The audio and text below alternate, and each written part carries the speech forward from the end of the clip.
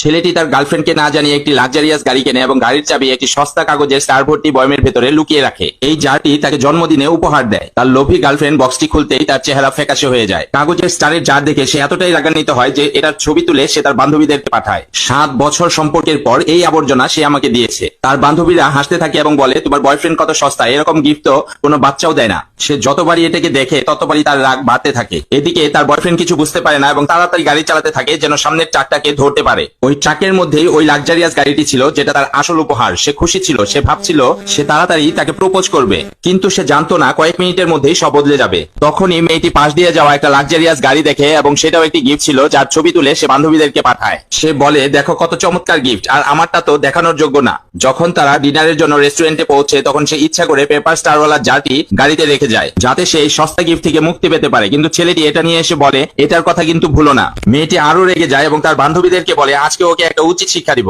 ছেলেটি কিছুই জানতো না এবং খুশি খুশি ব্যাংকুইট হলে চলে আসে। ছেলেটি এক পাশে এসে তার বন্ধুকে মেসেজ করে, তাড়াতাড়ি গাড়িটি বেসমেন্টে পার কর আর রিংটি নিরাপদে রেখে দে, আজ আমি ওকে প্রপোজ করব।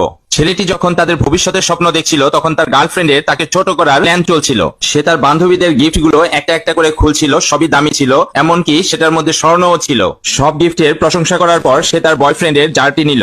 তার বান্ধবীরা হাসতে শুরু করলো, এই ভাঙ্গারি কে দিয়েছে, এটা কি কোনো বাচ্চাদের পার্টি?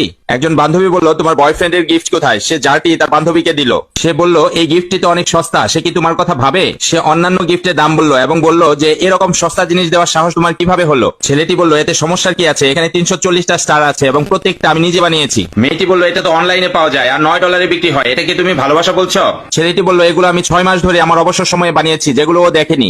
একজন বান্ধবী বলে উঠলো, এসব বাচ্চাদের মতো কথা বন্ধ করো আর ওকে ইমোশনাল ব্ল্যাকমেল করা বন্ধ করো। অন্য মেয়েরাও বলল, এসব মিষ্টি কথা বন্ধ করো, আজকালকার মেয়েরা এগুলোতে পড়ে না। ছেলেটি বলল, আমরা 7 বছর যাবত একসাথে আছি, কলেজ থেকে নিয়ে আজ পর্যন্ত, এখন কি আমি আমার ফিলিংস এর কথা বলতে পারবো না? একজন বান্ধবী বলল যে ফিলিংস এর কথা বলা মানে এই না যে টাকা খরচ করতে পারবে না, 7 বছর হয়ে গেছে, এখনো একটা ভালো উপহারও দিতে পারলে না। ছেলেটি অল্প একটু হাসলো এবং বলল, তুমিও কি তাই মনে করো? মেয়েটি বলল যে হ্যাঁ, 7 বছর হয়ে গেল আর আমি কি পেলাম, মাত্র এই জার। এটা শুনলে সবাই হাসবে। ছেলেটি আস্তে আস্তে কাছে আসলো এবং বলল, এই 340টা স্টার আমি তখন বানিয়েছি যখন আমি 1 মিনিট সময় খালি পেয়েছি, এর মধ্যে আমার 7 বছরের ফিলিংস লুকিয়ে আছে। মেয়েটি জারটি উঠালো এবং জোরে মেঝের উপর ফেলে দিল। তোমার ভালোবাসা সস্তা, এতে আমার ঘৃণা হয়। জার ভাঙার সাথে সাথেই পেপার স্টারের ভেতর থেকে একটি পোর্শের চাবি বেরিয়ে আসে।